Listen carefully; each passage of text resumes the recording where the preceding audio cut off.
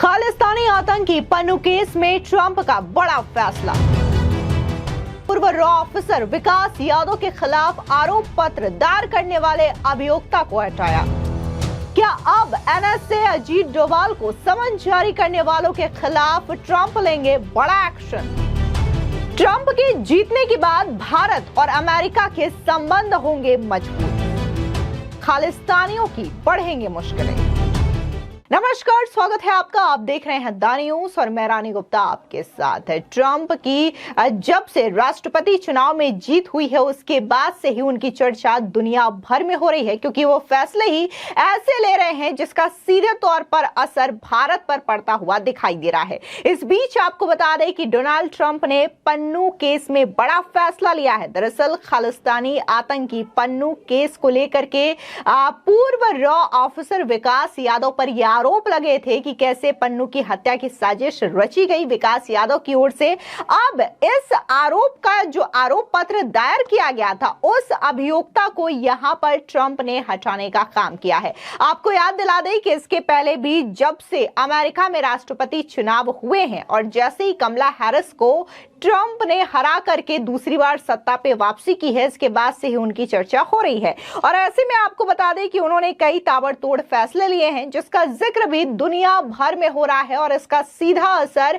जहां भारत पर सकारात्मक तौर से दिखाई दे रहा है, तो वहीं चीन, पाकिस्तान और बांग्लादेश की यूनिट सरकार के लिए मुश्किलें भी खड़ी होती हुई दिखाई दे रही है।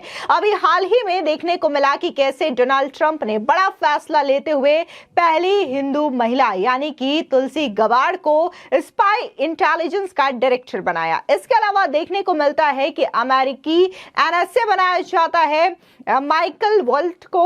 ये जो है वो भारत के समर्थक हैं और उतने ही पाकिस्तान और चीन के आलोचक हैं। तो ये अपने आप में अहम फैसला है और ऐसे में एक बार फिर से डोनाल्ड ट्रंप एक ऐसा फैसला लेते हैं जो कि साफ तौर से खालिस्तानी आतंकी पन्नू से जुड़ा हुआ है। आपको बता दें कि भारत और अमेरिका के बीच तनाव का कारण बने पन्नू के हत्या का प्रयास मामले में नवनिर्वाचित राष्ट्रपति ट्रंप ने बड़ा ऐलान किया है। खालिस्तानी आतंकी पन्नू की अमेरिका में हत्या की साजिश रचने के आरोप में पूर्व भारतीय रॉ ऑफिसर विकास यादव पर मुकदमा चलाने वाले मैनहट्टन संघीय अभियोजक को ट्रंप ने हटा दिया है। ट्रंप ने नए अभियोजक को भी नामित कर दिया है। डेमियन विल्सन की जगह मैनहट्टन डिस्ट्रिक्ट अटॉर्नी के रूप में सिक्योरिटीज एंड एक्सचेंज कमीशन के पूर्व अध्यक्ष जे क्लिंटन को नियुक्त किया गया है। बता दें कि अमेरिका को फिर से महान बनाने के अपने प्रयासों के तहत ट्रंप ने यह घोषणा की है। उन्होंने उम्मीद जताई है कि ये सच्चाई के लिए एक मजबूत योद्धा साबित होंगे। ट्रंप के पदभार ग्रहण करने के बाद जे क्लिंटन की नियुक्ति को सीनेट की मंजूरी मिलनी बाकी है। बता दें कि इसके बाद ही जे क्लिंटन कार्यभार संभाल सकेंगे। पिछले महीने की 10 तारीख को खालिस्तानी आतंकी पन्नू की हत्या के प्रयास के मामले में पूर्व रॉ अधिकारी विकास यादव पर अमेरिका ने आरोप लगाए थे। अमेरिका का आरोप था कि विकास यादव ने निखिल गुप्ता नाम के एक व्यक्ति को पन्नू की हत्या करने का निर्देश दिया था। अमेरिका ने विकास यादव के खिलाफ गिरफ्तारी वारंट जारी किया और भारत ने उसे सौंपने की मांग की। बता दें कि अमेरिका ने विकास यादव के खिलाफ गिरफ्तारी वारंट जारी किया था और भारत से उसे सौंपने की मांग की, जिससे दोनों देशों के बीच तनाव पैदा हो गया था। भारत ने अमेरिका को सूचित किया कि विकास यादव को सौंपने में कानूनी अड़चनें हैं। भारत ने बताया कि विकास पर भारत में आपराधिक मामले दर्ज है और उस पर मुकदमा भी चल रहा है, इसीलिए उसे सौंपा नहीं जा सकता। इसके अलावा भारत ने मुंबई आतंकी हमले में शामिल डेविड हेडली उर्फ दाऊद जिलानी को सौंपने की मांग भी की थी।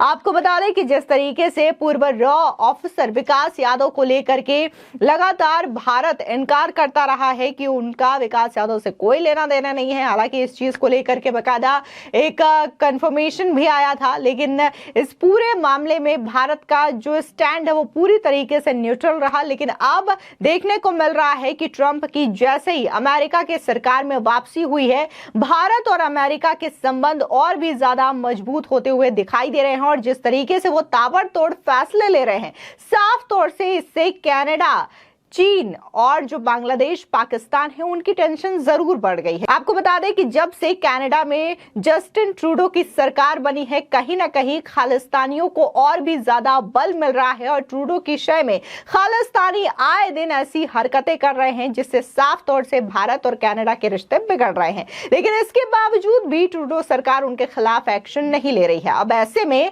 अमेरिका में ट्रंप की वापसी होना और ताबड़तोड़ ऐसे फैसले लेना जिससे कि खालिस्तानियों की कमर टूटती हुई दिखाई दे रही है और साफ तौर से इसका जो पॉजिटिव असर है वो भारत पर पड़ रहा है। और जिस तरीके से पूर्व रॉ ऑफिसर विकास यादव को लेकर के फैसला लिया गया है वो अपने आप में एक बड़ा फैसला बताया जा रहा है।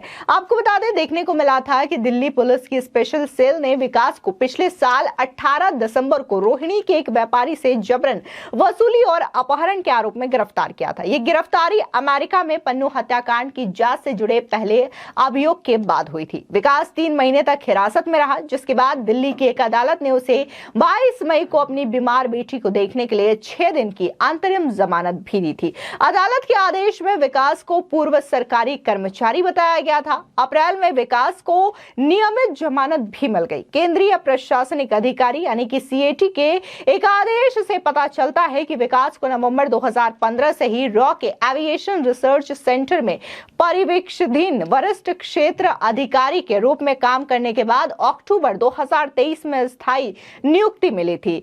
एआरसी रॉ का ही एक हिस्सा है। वहीं अगर हम पूरे के पूरे पन्नू केस में आखिर हुआ क्या था इसकी बात करें तो रॉयटर्स के मुताबिक अमेरिकी अधिकारी विकास यादव के प्रत्यर्पण की मांग कर सकते हैं।